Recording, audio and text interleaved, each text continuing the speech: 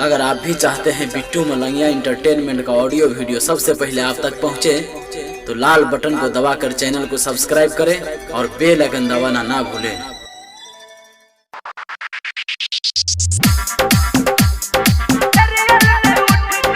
अखन अपने सब सुन रहा छी बिट्टू मलंगिया इंटरटेनमेंट के।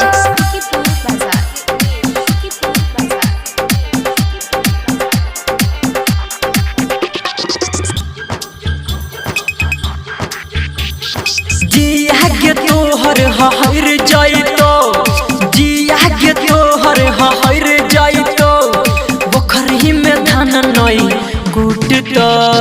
ए नसाई तोरा मिलतो, जेकर एरियल नहीं उठतो।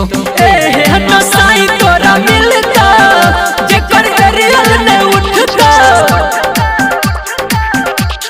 जिया के तोहर हर जाइतो, जिया के तोहर हर जाइतो, पोखरी में धान नई कुटतो।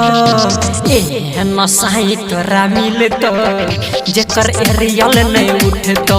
ए नसाई तोरा मिलतो, जेकर एरियल नहीं उठतो। DJ Bittu Malangiya, DJ Bittu Malangiya, Madhubani Madhubani.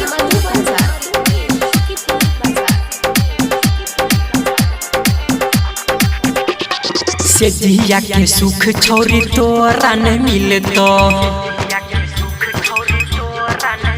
हे कोई सुना तो गोदी तोहर नहीं खिलतो। हाँ से जिया के सुख छोरी तोरा नहीं मिलतो। सुना तो गोदी तोहर नहीं खिलतो। ससुरा में जाई के सुनई गे छौरी, ससुरा में जाई के सुनई गे छौरी, दम तोहर घुटतो।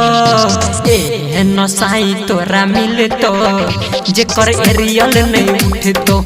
ए नसाई तोरा मिलतो, जेकर एरियल नहीं उठतो।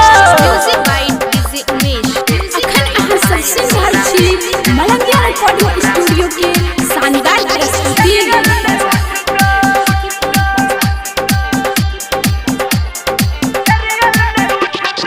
एने ओने छौरी तू छुछुए बही, हे गई घुरु फिरु फेरो संदीप लगे बही।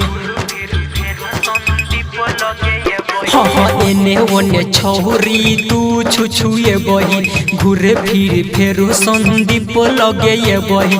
तोहर जवानी के ऐतो उफानी, तोहर जवानी के ऐतो उफानी, सूरज माजा लूटतो।